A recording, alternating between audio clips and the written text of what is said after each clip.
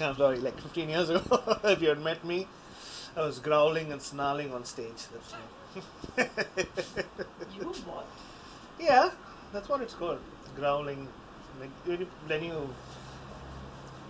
That's death metal, black metal. The number of guys who think that Mel and I am married is not fine. Oh. And I tell them. I mean, do they think I have taste?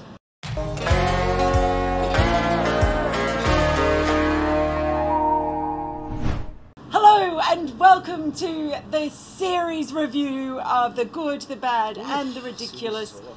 The series is over. I know. I'm Srivatsav nominates Good. India planning to get out for 36 to write an incredible script. Cunningly planned. Now, you know I've been on about the cunning plan of 5D chess the whole way. We're talking about how long ago it seems since this tour started. How long ago does 36 all out seem? When Virat Kohli was still not a father. Oh. When it was still 2020. When we were still in a pandemic. Yeah, we still are. This series, though, it couldn't have happened. Hello, Siri. Oh, go away. I didn't mean to do that. Just go away, Siri. This show is going nowhere. God.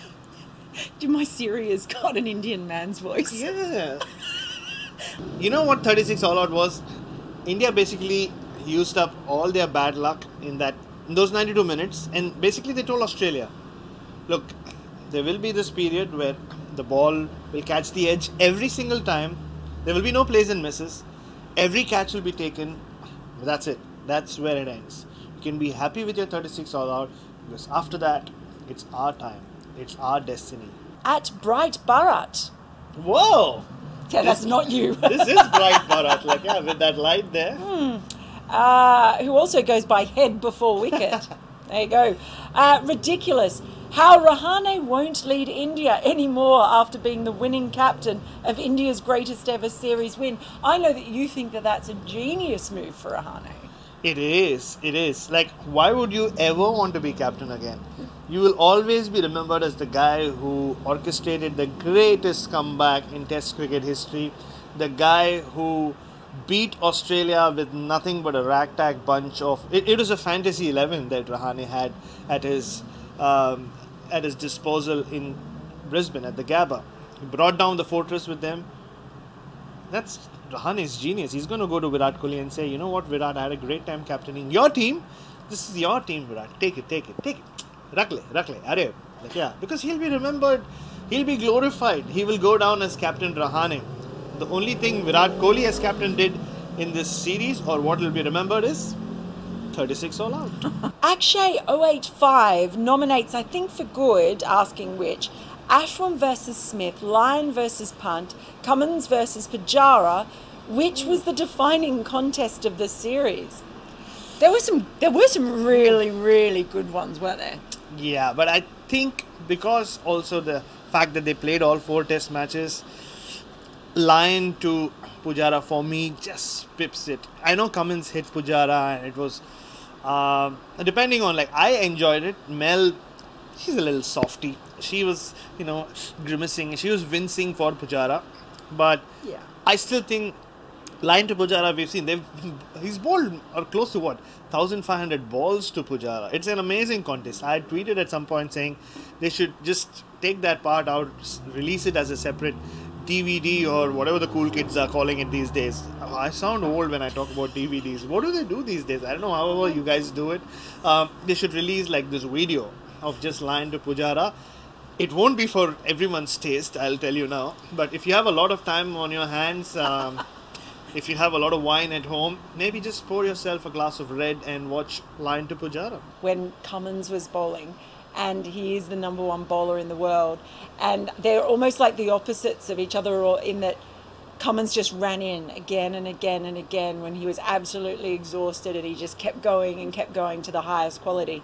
Sort of like the bowling version of Pujara, who just kept batting and batting and batting and batting and batting. So that's what I like about their contest. Yeah, it was a great contest, and I think the nomination was Lyon to Pant, not Lyon to Pujara. But there you go.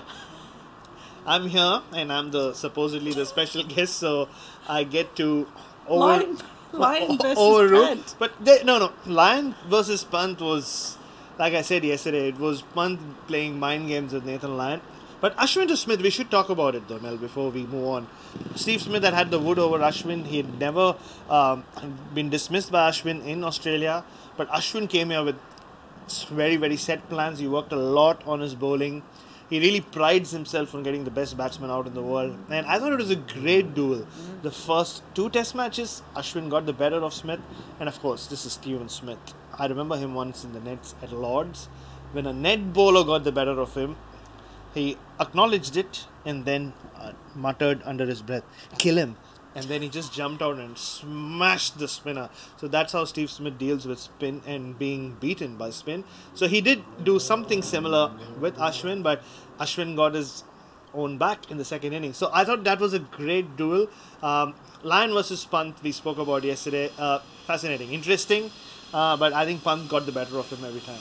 At Sareth nominates as good. All 4 pitches we've had this series produce some enthralling games and ridiculously good how the ground staff have managed to get them ready in adverse conditions at times. Because I'm just thinking back about how during this series we didn't know where tests might happen. And you think back to Melbourne where they were preparing 2 pitches. You think about, they were saying maybe at one point we might go back from Melbourne to Adelaide, and or would we be going to Brisbane at all? Might there be a second pitch required in Sydney? I think that kind of just shows how it's been amazing that they've been able to get this series done, and the fact that they've been able to produce the pitches they have, hats off, I say. Hats off indeed. And you're so right about the quality of the pitches, because we've seen in the last few years the MCG can be a little up and down, and this up and down in the sense in terms of quality. It can be a boring pitch where people just score runs somewhere in an alternate universe. Like Mel likes to say, Alistair Cook is still batting, and so is Pujara. Yeah, so... God, sorry, hang on, I just want to think about that for a moment. Alistair Cook and Pujara batting together? Yeah. Wow, I would love that. Yeah, I mean... I'll see you next century. Fast bowlers have done well. Ashwin has done really well. Lyon has not. Jadeja did well in the couple of games he played. Washington Sundar had a great debut. And runs have been scored. And bowlers did dominate in the first 2 test matches. But I thought the batsmen sort of got their own back in Sydney. And to an extent, even at the Gabba, a lot of runs were scored. Well, 328 was chased down on the last day. So we got to see everything. And like Mel said, these curators were working under a lot of duress. Adelaide, for example, as Mel found out, Mel told us, you remember, a long time back, that they had no time because Adelaide went into lockdown, but they still managed to pull it off. Damien Hoff is a great man. And yeah, there you go. That's my pull for Adelaide for the evening. At Sankalp Kulkarni nominates bad. Overdependence on Warner Smith and Labuschagne. That's kind of the story of the Australian batting lineup at the moment, isn't it? It's a good, bad and ridiculous of Australian batting lineup. The good part is, yes, the 3 of them do score a lot of runs. The bad part is nobody else really chips in consistently enough. The ridiculous part of it for me especially is that there aren't enough guys in the Sheffield Shield knocking the door down to come and replace the guys who fit in the bad category. Yeah, and that is going to be a big problem for Australian cricket going forward. Adraj Moham Punit nominates bad. India and Australia don't play each other enough. This is the hottest rivalry going around at the moment. Will you stop it, Punit?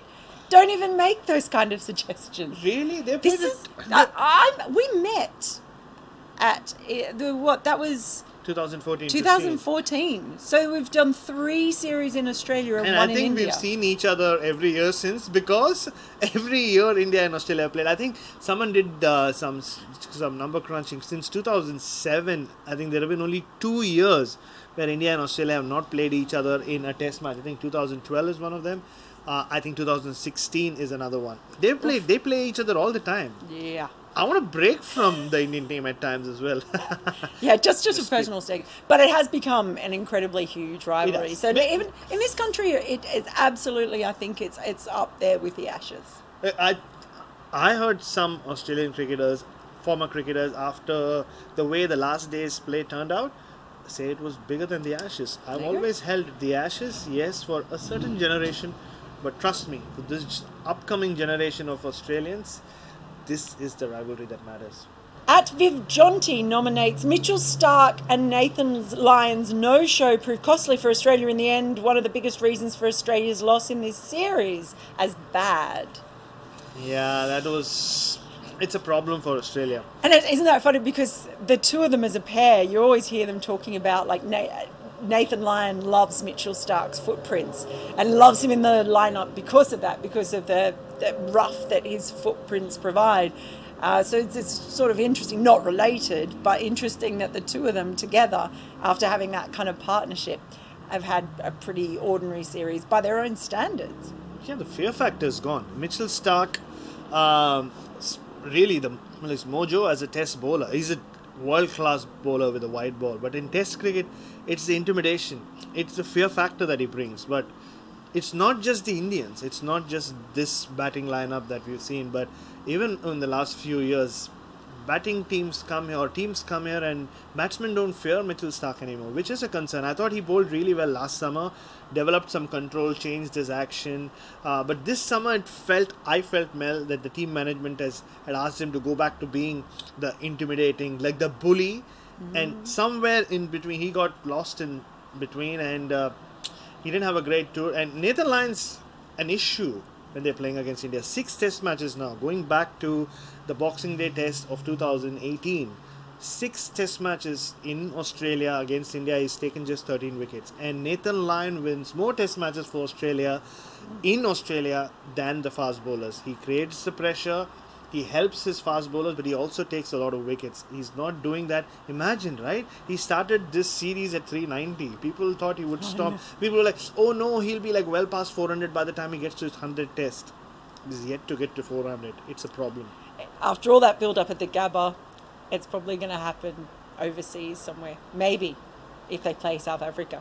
Glitched Perspective nominates as good. Fantastic arrangements by CA to ensure that matches are carried out smoothly over the entire course of the series. We can't overstate this enough. As people who have tried to follow this series and come up against border closures where we've basically dropped everything and done a runner across the border trying to get there before it closed.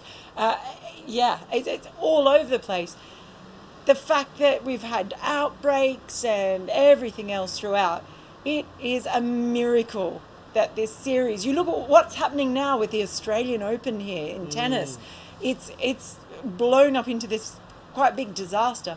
So the fact that we've been able to have 4 tests played at the venues where they were scheduled to be played at, and we've had the bonus of being able to have crowds, is incredible, and I don't think that should be underestimated for a second. It's been a miracle, and frankly, the authorities from both BCCI and Cricket Australia in pulling this off have done a huge service for all of us who are cricket fans, because we wouldn't have had all this other stuff to talk about if they hadn't done that. Cricket Australia as a group, they've done amazingly well. They've convinced the New South Wales government to get the Indian team here and practice during quarantine. Nobody else has managed to do that. It's really says a lot about Cricket Australia, how keen they were to make the series happen.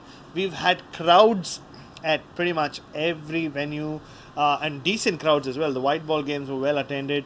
Most of the test matches were. And, they pulled off the Sheffield Shield. And I remember, Mel, first day of the season, or the day before the season began, I was there in Adelaide, and everyone, like Cricket Australia, had sent a lot of people to Adelaide, and they were all running helter-skelter. They did not know what was happening.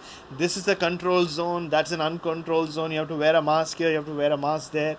They were all over the place. But now, 3-4 months later, they'll all be breathing a huge sigh of relief. Yeah, Cricket Australia have done a great job. Can you pick one thing that is the goodest thing? I think the goodest thing has to be India's incredible comeback. I don't think you can look past it. 36 all out to where they are now on the flight as Border Gavaskar champions. I think Ravi Shastri was famously, he drove an Audi at the MCG as the champion of champions. Now he must feel like the champion of champions. What was the baddest thing of the entire series? The baddest thing. It's putting me on the spot there. You knew it was coming. The show's called Good, Bad and Ridiculous. You have to say the crowd abuse. It was just it took a little bit of the sheen of the series, because you look at it, it's been such good cricket. Like, forget about the result.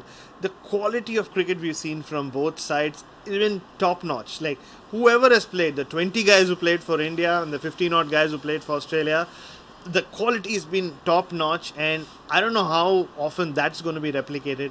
Then for that some idiot in the crowd to start saying things, it took a little sheen of and that has to be the baddest thing. What was the most ridiculous thing out of this entire series? For me, it still comes down to Ashwin and Vihari exchanging the chest pad over and over again. That was the most I thought it was a thigh. Wasn't it a thigh pad? Someone said chest guard the other day. So chest guard, thigh pad, basically whatever guard it was protecting his rib. So whichever guard it was, like, them romantically exchanging it at the end of the over, sticking it in the back of their pants, it really, really stood out for me, because that was the partnership. Adelaide, Melbourne, Gabba's fine, but that partnership, the Ashwin Vihari partnership, for me is still the most unimaginable thing ever. Two guys who are walking around like 70-year-olds still somehow managing to draw a game. I've never seen anything extraordinary as that. And you know what is more ridiculous than that? The fact that you think exchanging thigh pads is romantic. Yes, we discussed this before. Yeah, I did buy 2 the other day. It was our wedding anniversary very, very recently, and we have 2. Think about that. But you know what is more ridiculous than that? The fact that we've taken so many years to start this show, Mel. So this is just the beginning, guys. There's a lot more of this coming. The good, bad and the ridiculous. A lot more of Mel and Bharat. If you can take it. Oh, I'm sure they can take it. Of course you can. Well, and a lot of love. And we're getting a lot of questions for our Ask Bharat and Mel session. Keep sending them on. Keep the questions in, and we will bring that to you shortly. And that's it for Good, Bad, the Ridiculous this series, but it's not the end. Don't worry. It's just the beginning. You want to pick up your drink? Show the world what you're drinking? No, because this is my first one. There you go.